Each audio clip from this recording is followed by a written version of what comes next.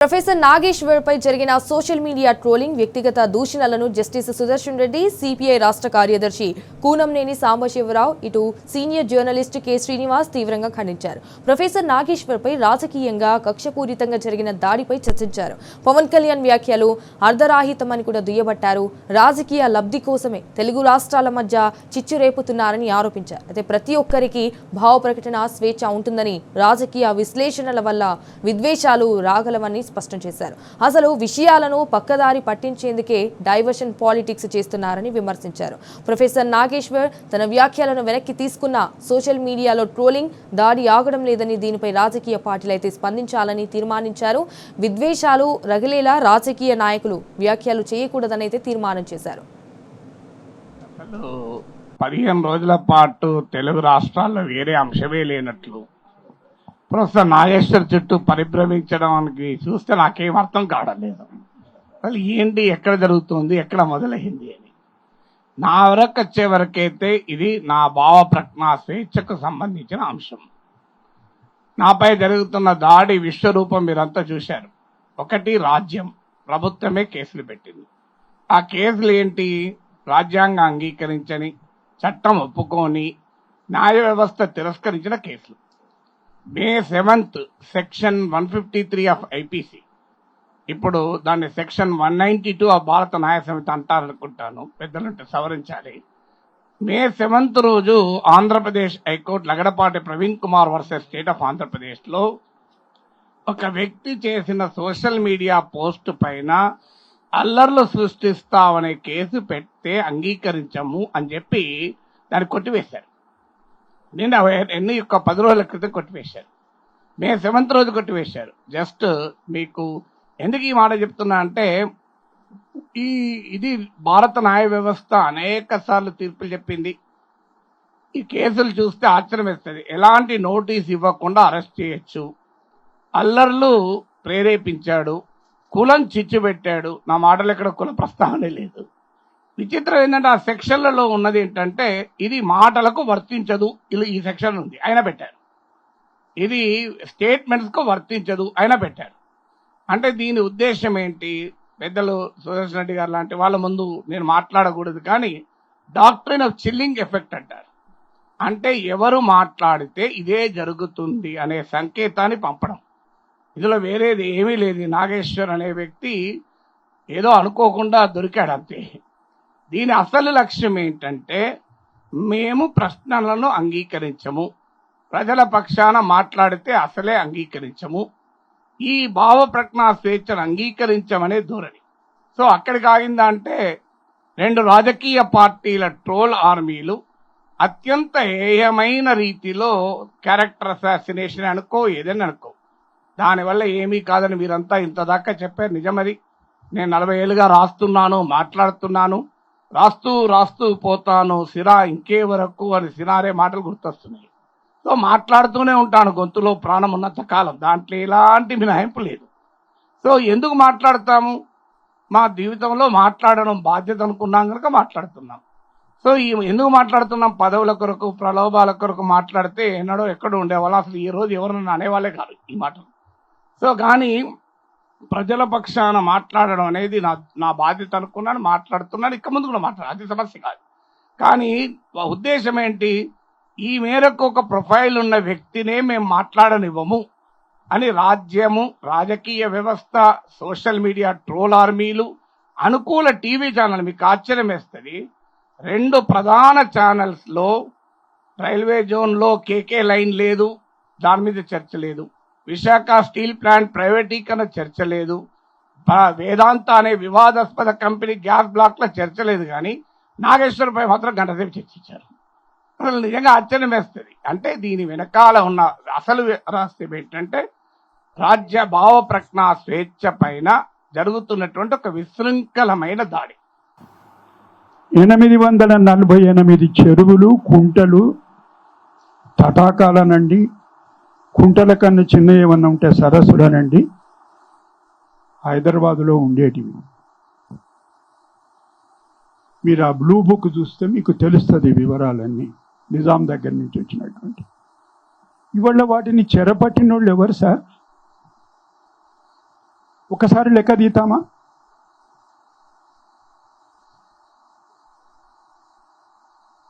ఎవరి అస్తిత్వం మీద మీరు దాడి చేసిండ్రు? ప్రణాళిక ప్రకారం ఎవరు చేసిండ్రు ఈ దాడి? మరి వాళ్ళు వచ్చి ఎవరికి చెప్తున్నారు మీరు ఈ నీతులు? మేము మాట్లాడొద్దు, మేము మాట్లాడితే మేము ఉగ్రవాదులం.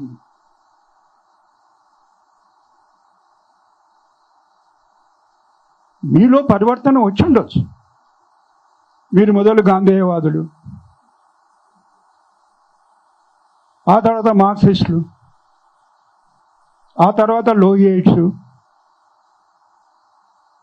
ఆ తర్వాత చెగువెర టీషర్ట్స్,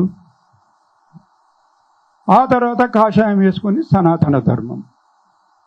మాకేం అభ్యంతరం?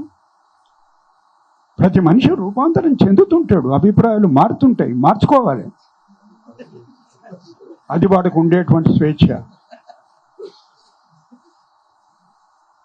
ఎవరు మేము మాట్లాడలేదే, మరి వచ్చి మా మీద ఎందుకు? అంటే ఆ కొన్ని గంటల సంతోషం అన్న ఇవాళ రాష్ట్రం ఏర్పాటు చేసుకున్నటువంటి దినం అని కూడా ఉండకుండా ఎందుకండి ఇది? ఇక జరిగిందే జరిగిపోయింది, ఇక మానేయండి, ఇక వదిలేయండి అని మనం బతిమాలుకోవటం కాదనుకుంటున్నాను నేనైతే. ఏంటంటే ఒక రకంగా హెచ్చరించడం కూడా. అంటే తప్పు చేసింది మనం కాదు, మన వైపు నుంచి తప్పు జరగలేదు. ఇక్కడ మనం అంటే తెలంగాణ ఆంధ్రాన్ని మాత్రమే కాదు, ఎవరైతే భావ ప్రకటన స్వేచ్ఛ పైన నిలబడి ఉన్నారో, ఎవరైతే ఒక సరైన పక్షం వైపు నిలబడి ఉన్నారో వాళ్ళందరి తరఫున చెప్తున్నది. ఇవాళ వాళ్ళు కేవలం దుర్భాషలాడటంతో సరిపెట్టడం లేదు. నిన్న మొన్న పవన్ కళ్యాణ్ మాట్లాడిన దాంట్లో చాలా అభ్యంతరకరమైంది. చాలా మనం సీరియస్గా తీసుకోవాల్సింది ఏంటంటే, ప్రాంతీయవాదాన్ని జాతీయ సమగ్రత సమస్యగా, జాతీయ సమైక్యత సమస్యగా, ఉగ్రవాదంతో పోల్చదగ్గ విషయంగా ఆయన ప్రస్తావించాడు. ఈ ప్రస్తావన అనేది చాలా మనం తీవ్రంగా అభ్యంతర పెట్టాల్సిన విషయం. మొత్తం విషయాన్ని ఒక నేషనల్ సెక్యూరిటీ ఇష్యూగా మార్చే ప్రయత్నం చేయటం, అందువల్లే దాని వెనుక బీజేపీ ఉందేమో అని ఎవరైనా అనుమానించడానికి కానీ దానికి కారణం అనిపిస్తుంది ఏంటంటే, దీన్ని మొత్తం ఆయన ఈ మొత్తం వ్యవహారాన్ని క్రిమినలైజ్ చేయడానికి ప్రయత్నిస్తున్నారు. అది చాలా అభ్యంతరకరమైన విషయం. మనం దాన్ని తప్పనిసరిగా ప్రొటెస్ట్ చేయవలసిందే. ఈ పద్ధతి మానుకోవాలి వాళ్ళు. ఈ పద్ధతి రాజకీయ పక్షాలకు కానీ, ఆంధ్ర ప్రాంత ప్రజలకు కానీ, తెలంగాణ ప్రాంత ప్రజలకు కానీ ఎవరికి కూడా వాంఛనీయమైంది కాదు. ముఖ్యంగా మనందరం ఈ వేదిక మీద చెప్పవలసింది ఏంటంటే, తెలంగాణలోని సాధారణ ప్రజలు, ఆంధ్రప్రదేశ్లోని సాధారణ ప్రజలు సహజ మిత్రులు. వీరి మధ్య వైరుధ్యం ఏమీ లేదు. వీరి మధ్య ఎటువంటి చారిత్రకమైన చిన్న చిన్న సమస్యలు ఉన్నాయి, చారిత్రకమైన చిన్న చిన్న భేదాలు ఉన్నాయి తప్ప ఒక విద్వేషపూరితమైన, ద్వేషపూరితమైన, వైరపూరితమైన సంబంధం లేదు. నాగేశ్వర గారి విషయంలో వ్యక్తిగతంగా ఆయన పైన సరే ఆ అంశం ఆయన చేసిన వ్యాఖ్యానానికి సంబంధించిన మాట్లాడటం అంటే అది వేరు, దాన్ని ఖండించటము లేకపోతే భిన్నాభిప్రాయం తెలియజేయటం వేరు. వ్యక్తిగతంగా మాట్లాడాల్సినటువంటి అంశం ఏదైనా వస్తే అసలు నాగేశ్వర గారు లాంటి గొప్ప ఆరేటరు, గొప్ప వ్యక్తిత్వం కలిగిన వ్యక్తి, తర్వాత దేనికి ఆశించినటువంటి వ్యక్తి నాగేశ్వర గారు నాకు తెలుసు. ఆయన మొన్న జరిగిన ఎమ్మెల్సీ ఎన్నికల్లో అధికార పార్టీ ఆయన పిలిచి ఆయన ఆ పార్టీ తరఫున పోటీ చేయమని కోరితే నేను చేయను అని చెప్పి, అది అందరికీ తెలుసు, అది తిరస్కరించినటువంటి గొప్ప వ్యక్తి. పదవులు కావాలనుకుంటే ఆయన లాంటి వాళ్ళు ఏ స్థాయికైనా వెళ్ళగలుగుతారు. ఏదేమైనా మనందరం ఇవాళ నాగేశ్వర గారు చెప్పినట్లుగా అది ఒక నాగేశ్వర గారి అంశం కాదు, ఇది ఇరు రాష్ట్రాలకు సంబంధించి లేకపోతే మొత్తం దేశంలో మన భావస్వేచ్ఛను కాపాడుకోవటే ఒక అవకాశంగా దీన్ని మలుచుకుంటూ మరొకసారి సంయుక్తంగా ఆ వైపుగా మనం ఉద్ఘాటిస్తూ ఒక సందేశం తీసుకుని వెళితే ఆయన పోరాటానికి, ఆయన పేరుతో జరిగిన పోరాటానికి ఒక సార్థకత ఉంటుందని తెలియజేస్తూ, ప్రొఫెసర్ నాగేశ్వర్ రాజకీయ విశ్లేషణపై ఆంధ్రప్రదేశ్లో కొన్ని పార్టీలు వారి సోషల్ మీడియా బృందాలు చేసిన కక్షపూరిత దాడి ట్రోలింగ్ను ఈ అఖిలపక్ష సమావేశం తీవ్రంగా ఖండిస్తున్నది. ఇప్పటికే నాగేశ్వర్ తన మాటలను ఉపసంహరించుకున్న విద్వేషపూరిత దాడి కొనసాగుతున్నది. జనసేన ఆ అంశానికి ముగింపు పలికినట్లు ప్రకటించినప్పటికీ నాగేశ్వర్పై ఆంధ్రప్రదేశ్లో కేసులు ఎత్తివేయలేదు. తక్షణమే ఈ అంశానికి ముగింపు పలికి నాగేశ్వర్పై కేసులు ఉపసంహరించుకోవాలని డిమాండ్ చేస్తూ ఈ అఖిలపక్ష సమావేశం తీర్మానిస్తున్నది. దీనికి ఇంకో పాయింట్ కూడా, ఇది ఈ అంశం తర్వాత రెండు రాష్ట్రాల ప్రజల మధ్య స్నేహ సంబంధాలు, సౌహార్దత కొనసాగాలని ఈ సమావేశం తీర్మానించింది.